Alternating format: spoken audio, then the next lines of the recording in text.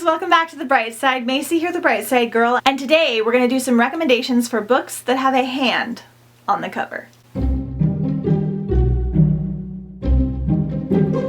This is a weird recommendation video, I know, but this is a challenge for Not So Scaryathon, which is my fall Halloween themed readathon, where we read festive fall Halloween books that are just a little bit spooky, more atmospheric. We'll link all the information for the readathon down below in the description, as well as up in the cards if you want to go and check it out. I thought I'd pop in here and give you guys some recommendations for books with a hand on the cover in case you needed them. We're going to start off with some mild books. These are all going to be like Halloween themed reads since that's what the readathon is for. So technically any book that has a hand on the cover will work. So if there's a person on the cover, that counts as well. So we're gonna show you a couple loose hand on the covers. So we have Stalking Jack the Ripper. The hand is kind of a little bit of a focus here.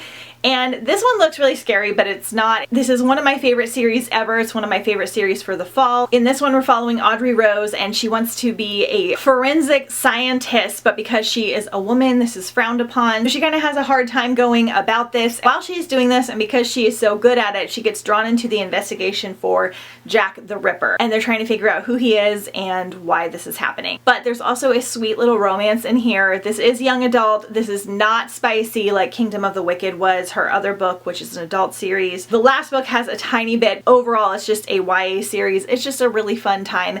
I really enjoyed it so much, and it would be great for the readathon. Next, we have The Cold is in Her Bones. So we've got a little bit more of a hand feature here as well. And this is by Petronelle van Arsdale. I read this one a couple years ago, and I just completely fell in love with it. It's a little bit darker and has slightly more hard-hitting topics than I normally like, but it was just written so well, I just literally couldn't put it down. I think I read it in 2 days. Mila knows two things to be true. Demons are real, and the fear will keep her safe. Mila's whole world is her family's farm. She's never allowed to travel to the village, and her only friend is her beloved brother, Nicholas. When a bright-eyed girl named Iris comes to stay, Mila hopes her loneliness might finally be coming to an end. Iris has a secret she is forbidden to share. The village is cursed by a demon who possesses girls at random, and the townspeople live in terror of what will come next. So we have a little bit of like the village vibe in here. You're trying to figure out whether there's actually demons possessing girls or whether this is like a tactic used by the town to kind of control them.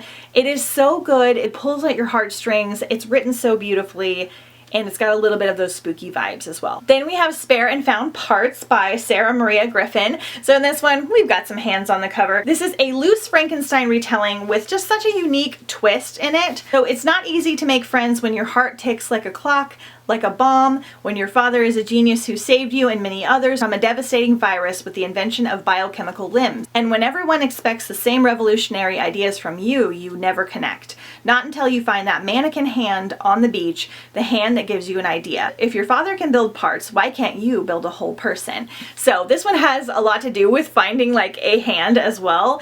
And she basically wants to build herself like a friend, but there's also a sweet little romance in here. It's kind of got like post-apocalyptic vibes. It's a little bit sci-fi, it's a little bit steampunk, and I really, really enjoyed it. Okay, now for a couple that are very centered on the hand. So we have Lost Boy by Christina Henry. We have the hand, we have the hook, and this is a YA horror retelling of Peter Pan. Again, on the darker side, I wouldn't consider this spooky, but it's definitely more dark and intense. Peter Pan is definitely twisted on his head, and you're following him basically at the beginning of how the Lost Boys started, and it's a backstory on Captain Hook. So you're learning the story from his perspective when Captain Hook was a young boy and he was like friends with Peter. It's a little more gruesome, it's a little bit more on the horror side. I wouldn't consider it scary, but it's definitely darker, but it's written so well and it's so good. Then we have probably my favorite book with a hand on the cover, and that is Coldest Girl in Cold Town by Holly Black. And this one is a vampire book, so will also work for the vampire category. This one I would say leans more on the spooky side if you're a baby like me. It was just a little bit more scary than I was used to. Again, a tiny bit more gruesome than the other ones I've mentioned. This is still YA though, so they tend to be fairly mild. And this one's such a unique premise. Our main character like wakes up alone in a bathtub. She was at a party and she doesn't know what happened, and everybody around her is dead. And we're living in this world where vampires exist and it is a disease. So we're trying to contain the vampires so that they don't infect anyone else, and we have these cold towns where the vampires are all kind of herded into so that they can can kind of live out their days and not infect anyone else by like biting them.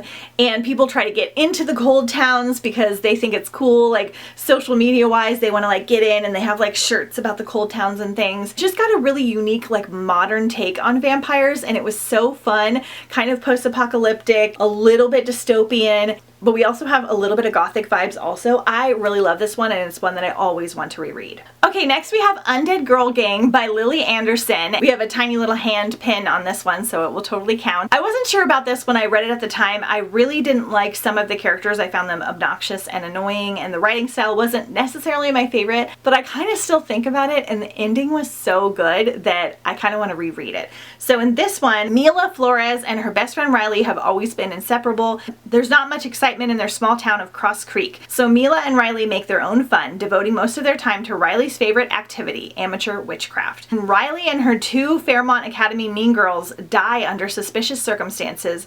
Mila refuses to believe everyone's explanation that her BFF was involved in a suicide pact. Instead, armed with a tube of lip gloss and an ancient grimoire, Lila does the unthinkable and uncovers the truth, and she brings the girls back to life. This one's very fun and silly, and it has a great twist, and I think I will be rereading it sometime soon. Next, we have Cadaver Queen by Alyssa Quitney. So this again is another loose Frankenstein retelling. When Alyssa Lavenza enrolled at Ingold as its first female medical student, she knew she wouldn't have an easy time, from class demands to being an outsider among her male cohorts. So when she stumbles across what appears to be a faulty biomechanical, mechanized cadavers created to service the school, she jumps at the chance to fix it and get ahead in the program. In this one, we are set, like, I believe again in Victorian times. They have some advanced technology where they have these biomechanicals that are again like active cadavers that they can work on. I don't know if it's technically steampunk, but a little bit leans that way. Again, just super, super unique and such a fun time. Okay, and lastly we have the Monstromologist. This is probably the spookiest one on this list. Again, I'm a huge baby, so it's not that scary, but it's a little bit spookier. Definitely a little bit more gruesome and gory because we've got some experiments in here.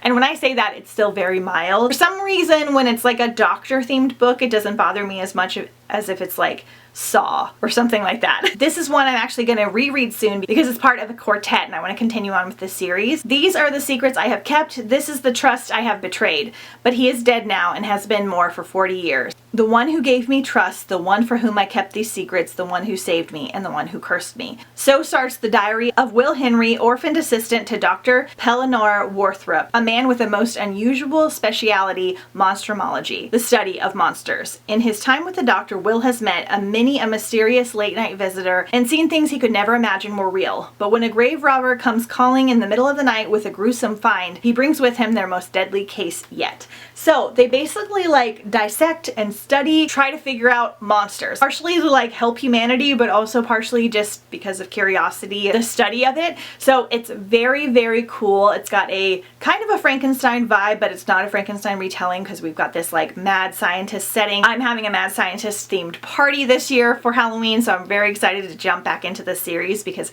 I want to get back into those kind of vibes, and I really, really enjoyed it, and the audio was very good. Okay, you guys, hopefully that gives you some ideas. There are actually a lot of books with a hand on the cover, especially spooky ones, so hopefully you have tons and tons of options. I've got a lot on my TBR coming up soon. I thought this was just such a fun challenge to have, so let me know what you plan on reading for hand on the cover down below in the description. Let me know if you're participating in Not So Scaryathon, and I'll see you guys next time on the bright side.